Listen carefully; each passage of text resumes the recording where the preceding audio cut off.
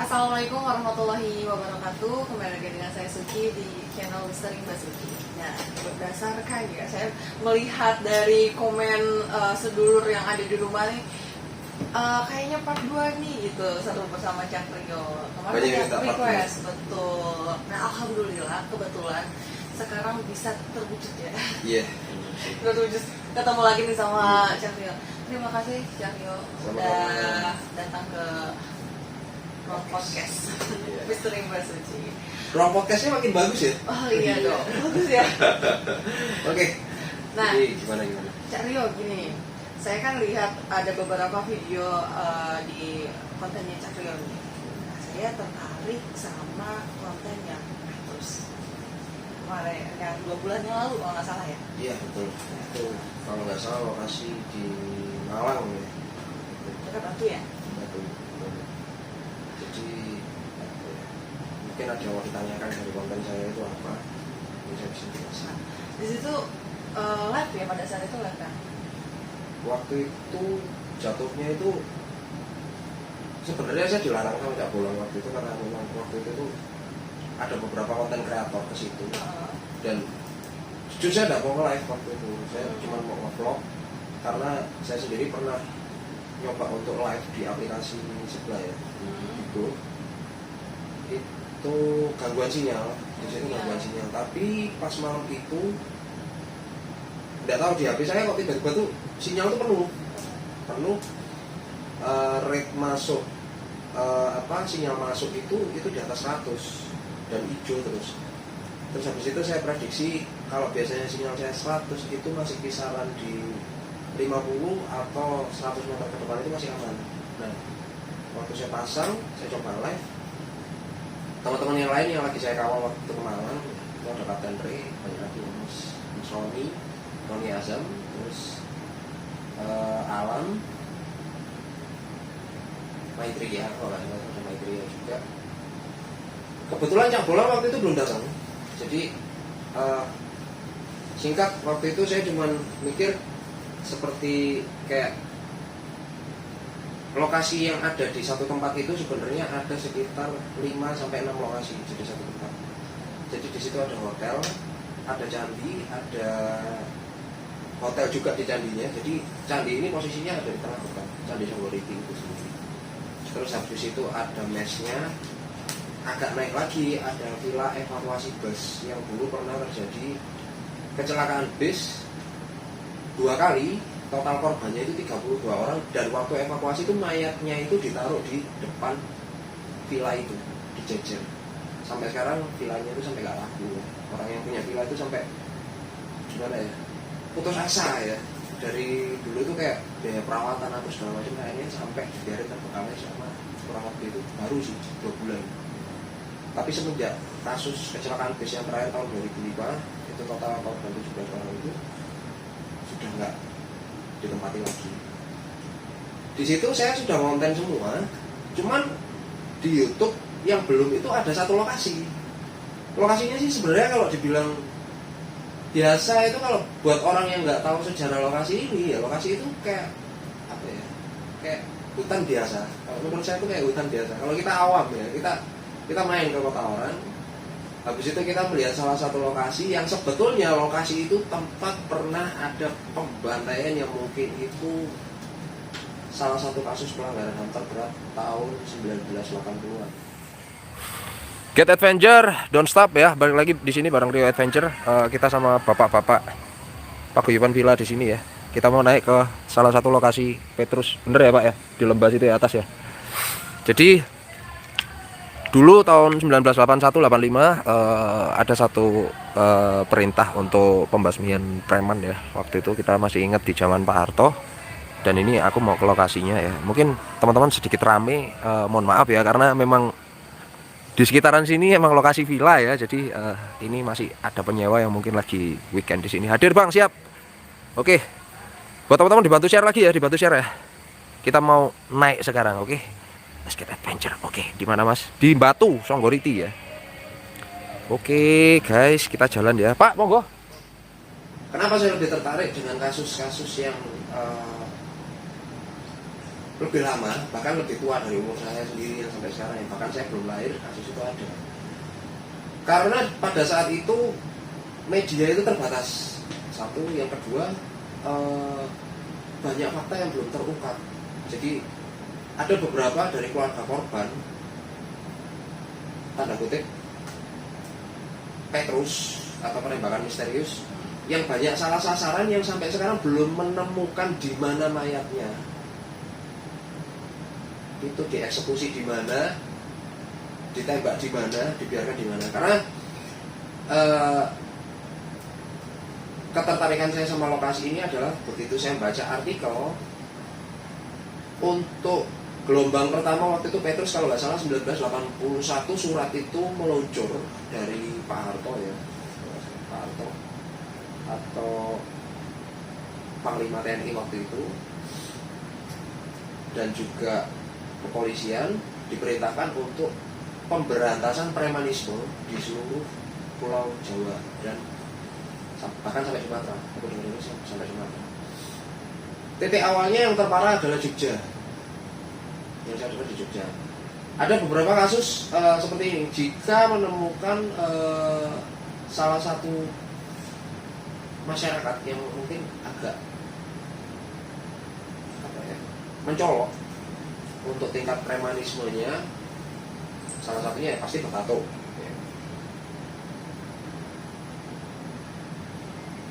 Prinsipnya seperti ini, colek, senyap, hilang, seperti itu ya. Jadi saya sempat kayak, sempat kayak mendapat kabar ya dari salah seorang target Petrus waktu itu yang saya temui di lokasi, ya, masih hidup dia. Dan begitu saya lihat badannya, memang betul dia punya tato lama. Tato itu dibuat bukan sama mesin, tapi jarum tapping. Zaman dulu pakai dinamo Tamiya juga, itu saya masih ingat ya. Itu tatonya yang bener-bener karena saya sendiri bertato ya, saya paham betul lah sama jenis tato ini menggunakan apa, jarum apa, aku paham bener sama tintanya juga paham. Beliau tuh cerita sama saya waktu jadi target sasaran, sempat ada beberapa orang itu mondar-mandir depan rumah. Jadi kalau zaman dulu itu waktu Petrus itu yang paling ditakutkan adalah jika ada satu mobil hardtop berhenti di depan rumah. Hardtop itu jenis Toyota, ya, itu KBD ya, itu jenis mobil-mobil yang biasa dinaik gunung, atau kalau biasa kita kalau Bromo ya, kita sering menemukan mobil-mobil seperti itu. Itulah yang digunakan oleh pasukan khusus atau pasukan elit yang notabene hanya dikhususkan untuk melakukan penculikan terhadap orang-orang yang dianggap preman ya, preman. Dan waktu beliau jadi sasaran, beliau cerita sama saya. Ini sebelum saya konten, kebetulan saya ketemu orangnya di situ.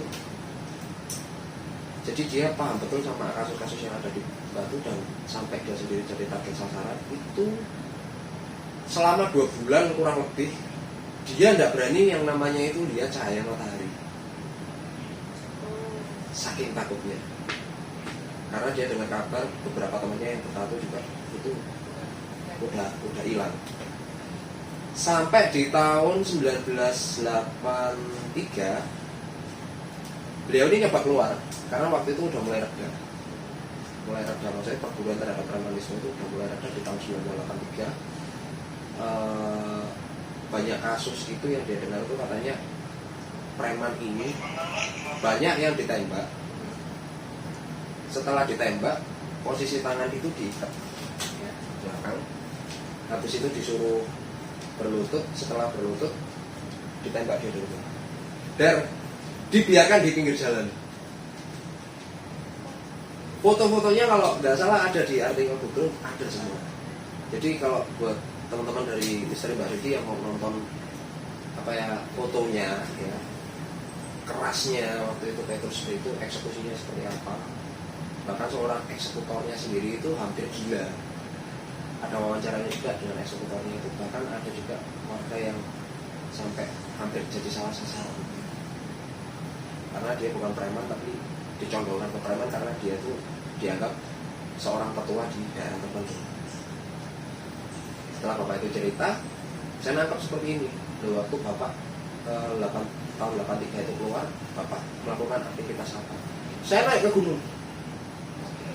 Di atasnya Songgoriki itu ada kayak semacam bukit, ya, itu payung. Kalau kita ke mana itu payung itu adalah kayak semacam warung-warung yang ada di tebing-tebing di jalur utama ke arah Pujon ya. Saya tuh mau ngarit mas. Ngarit itu kalau kata bahasa Indonesia itu nyari pakan untuk ternak. Waktu hari pertama is okay, no problem. Dia pulang dengan besoknya pada saat malam hari dia dengar ada suara tembakan 8 kali, dihitung sama dia 8 kali. Yang pertama dor, habis itu ada suara orang nah teriak. Kedua dor juga, 3 dor, 4 dor, 5 dor, wah, masih teriak-teriak terus. Dor lagi, wah, masih teriak-teriak dengan suara yang sama. Ketiga dor baru gak ada suaranya. Karena mungkin anggapan dia waktu itu kan masih musim berburu ya, mungkin orang berburu atau berburu. Paginya dia naik ke atas. Setelah dia naik ke atas, lagi enak-enak nangkas rumput, dia nemu kepala manusia. Itu ada jeroannya, badannya nggak ada. Jadi lokasi keduanya itu harus nyebrang ke bukit satunya. Terus nanti kalau ada lereng tempatnya kebun kopi, ada pertigaan di situ. Nah di situ lokasi persisnya yang penemuan kepala sama jeroan ya. Jadi ada kepala, ada penemuan kepala itu lengkap sama jeroannya, tapi badannya nggak ada.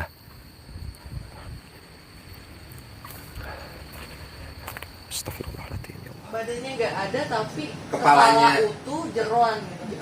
Jeroan gitu. Jadi setelah saya nangkap dari proses kematian yang seperti itu, saya baca artikel lagi, ada versi interogasi dari semacam intelijen khusus di luar ya, itu dengan cara kepalanya diikat di belakangnya, dikasih kayu, itu diputar sampai dia ngaku. Begitu dia ngaku dipres terus, kalau sudah kepencet dan mati itu dipotong, habis itu ditarik. Jadi ikut. Dan di samping kepala itu, di depannya itu ada satu, bukan kubangan sih, kayak bekas tanah tapi baru, kayak kuburan baru gitu, tapi besar banget. Galian tanah besar banget. Saya sudah prediksi. Pikiran saya adalah saat ada beberapa orang dieksekusi di situ, ada 2 kepala, cuma 2 kepala yang ketemu. 2 kepala yang ketemu dibawa sama kresek sama dia turun ke bawah. Dia laporan ke kepala desa apa segala macam. Kepala desanya tapi kayak nggak berani gubris, nggak berani ikut campur. Gitu, karena mungkin balik lagi, ini lagi iki saya gencar itu terus balik lo ya balik, nyuruh kembalikan. Maksudnya kita nggak usah ikut itu. Dia nggak mau, akhirnya dikuburkan secara wajar, secara kuburan dikubur. Habis dikubur, dia balik lagi ke situ. Selang beberapa tahun kemudian, tahun 91, waktu dia ngarit di tempat yang sama, dia menemukan tulang belulang di situ. Kemudian waktu dia ngarit atau macul di situ, nah di situ muncul tulang-tulang itu tadi. Dari situ saya menyimpulkan adalah setelah kepala terpenggal dan dieksekusi, korban dikubur massal di situ. Memang bentuknya seperti peting. Malam itu saya coba lihat ke atas. Kenapa di video saya itu cuplikannya itu sangat patah-patah banget, tapi saya sempat nyorot lokasi tempat eksekusinya persis. Jadi itu persis ada di bawah. Astagfirullah, ini nanjak bener loh teman-teman. Jadi ini jalurnya kayak jalur trekking ya. Allahu Akbar. Ya Allah, astagfirullah. Ya Allah.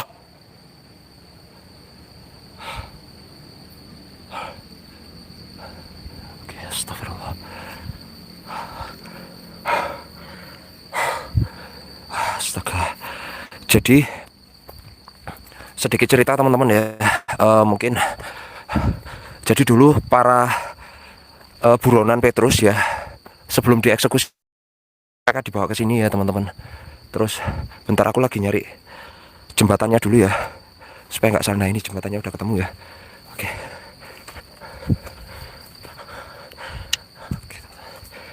Halo, halo.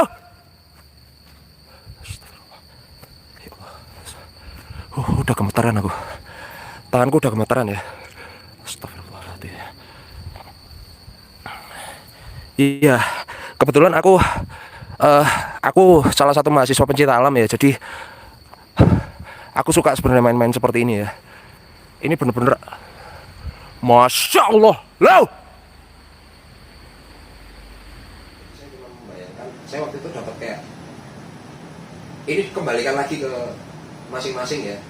Percaya nggak percaya, saya kayak dapat semacam kayak flashback. Waktu itu saya kayak sepersekian detik saya melihat ada aktivitas waktu eksekusi itu terjadi.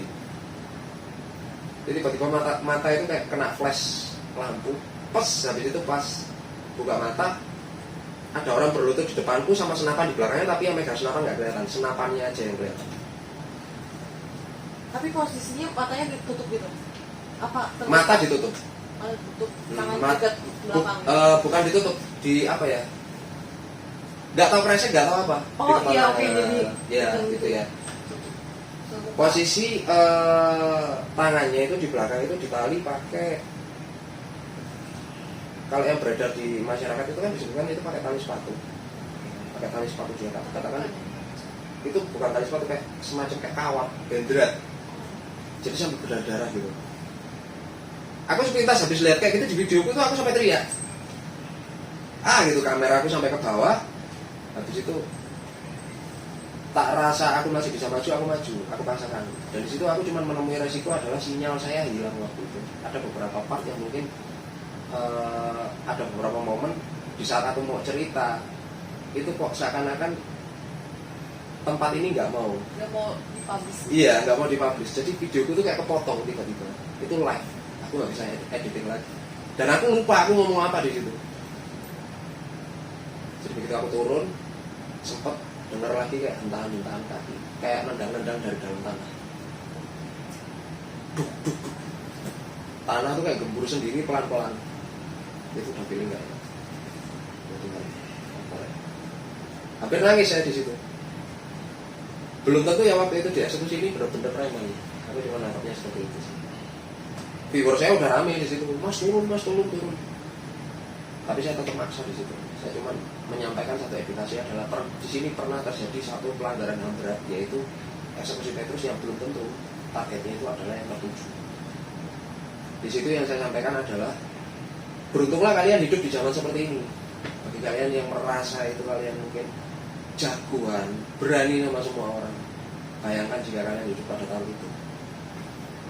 Ya, jadi kayak saya nganggapnya adalah ukuran HAM waktu itu benar-benar seharga tempe. Cuman ya balik lagi waktu itu setelah saya mengalami kejadian itu ya mimpi banyak banget. Mimpi saya lihat ada anak kecil itu dimasukkan ke kurungan anjing kecil itu, kepalanya udah gak buat masuk tapi dipaksa diinjak terus sama orang sampai berdarah-darah masuk. Begitu udah muat ditutup dikunci. Jadi ada kurungan anjing sebesar apa sih? Nah kecil pasangnya itu nggak tahu ya itu yang dari yang mana. Cuman setelah saya dari lokasi itu mungkin banyak pelajaran sih.